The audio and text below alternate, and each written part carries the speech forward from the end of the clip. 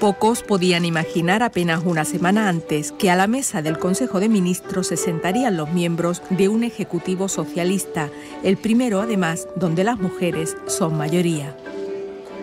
Nuevas caras, nuevos rostros para un flamante gobierno, el de Pedro Sánchez, que contra todo pronóstico se ha convertido en el 7º presidente del gobierno de la democracia. ¿Te puedo hacer una foto con la ministra?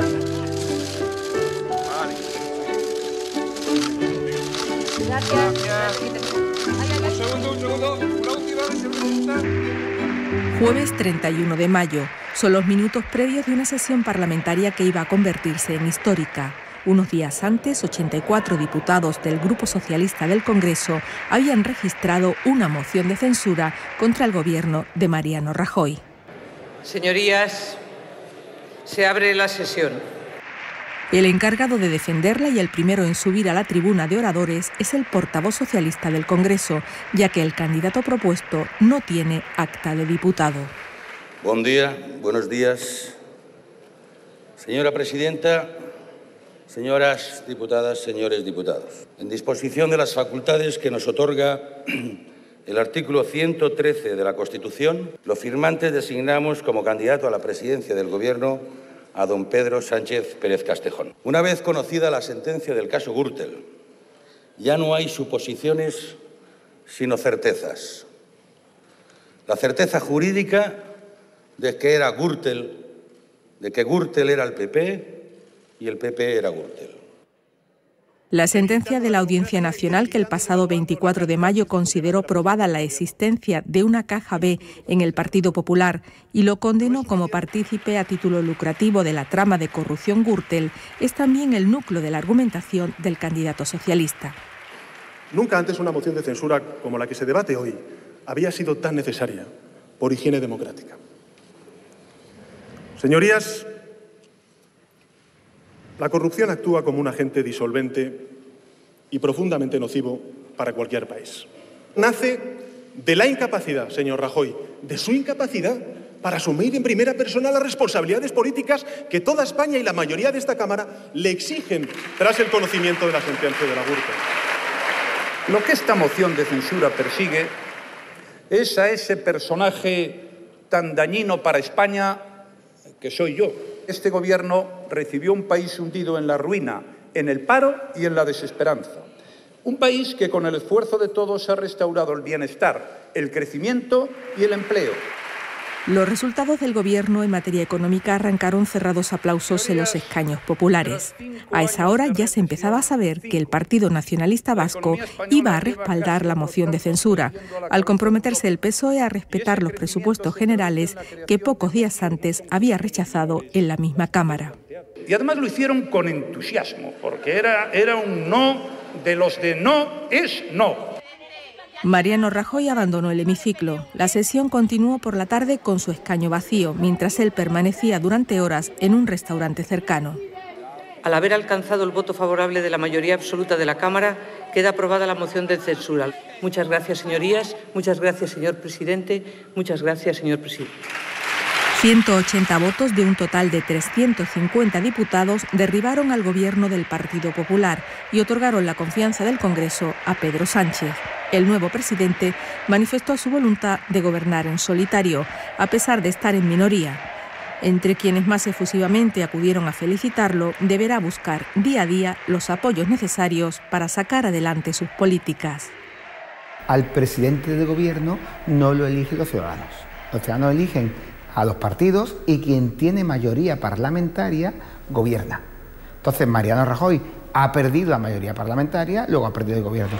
Es inesperada en la medida en que Pedro Sánchez, muy bien asesorado, tomó la decisión en el último momento, visto la debilidad que le creaba a Rajoy la sentencia condenatoria, pues entonces aprovechó esa debilidad. Prometo por mi conciencia y honor cumplir fielmente las obligaciones del cargo de presidente del Gobierno, con lealtad al Rey, y guardar la Constitución. También la toma de posesión ante el rey dejó una nueva imagen, sin símbolos religiosos en la mesa, solo ante un ejemplar de la Constitución.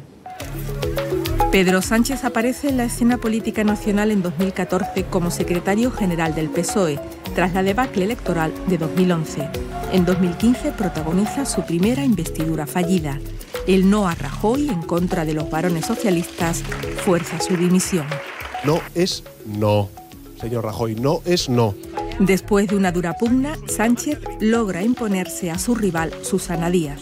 Quiero mostrar mi felicitación a mi compañero Pedro Sánchez, nuevo presidente del Gobierno de España, y además defender el hecho de que nuestra Constitución todavía hoy está plenamente en vigencia y respondiendo a las necesidades de este país.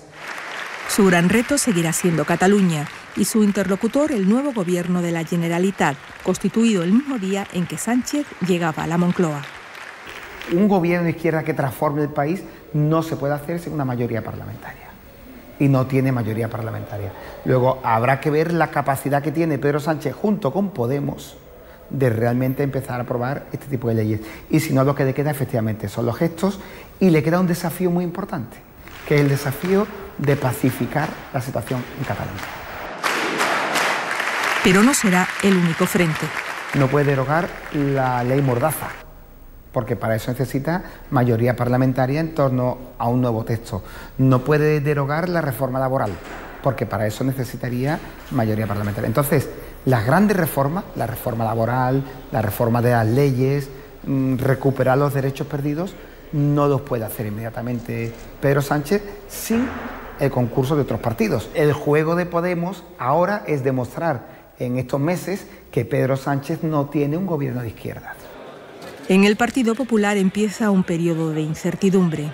El primer reto que tiene ahora el Partido Popular es que internamente esto puede provocar peleas por el liderazgo. Ha conseguido, eso sí, o consigue pasar a ser el líder de la oposición y, en cierto modo, eclipsa pues todo este auge que tenía Ciudadanos. Ante el Comité Ejecutivo Nacional, Mariano Rajoy pone punto final a su carrera. 37 años en política, 14 al frente del PP y 6 años y medio en la Moncloa. Y ahora pienso que ha llegado el momento de poner el punto final a esta etapa.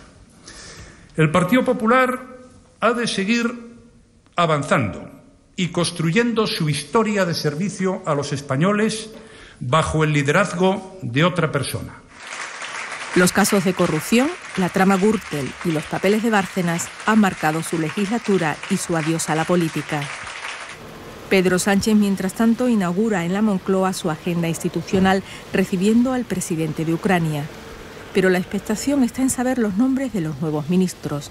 Entre los primeros en conocerse, el nuevo titular de Exteriores, Josep Borrell, y las andaluzas Carmen Calvo y María Jesús Montero. Tiene un ministerio importantísimo, que es el Ministerio de Hacienda. Va a ser la que negocie de cara al futuro, a los próximos presupuestos, la financiación con las comunidades autónomas. Luego, si María Jesús Montero lo hace bien, nos podemos encontrar que de aquí a un año tenemos una perfecta candidata para suceder a Susana Díaz desde posiciones más cercanas a Pedro Sánchez. El nuevo gobierno nace con el objetivo de servir a la modernización de España, a impulsar su crecimiento, a hacerlo de manera sostenible, a reconstruir la cohesión social y territorial dañada durante estos años y a regenerar la vida pública en nuestro país.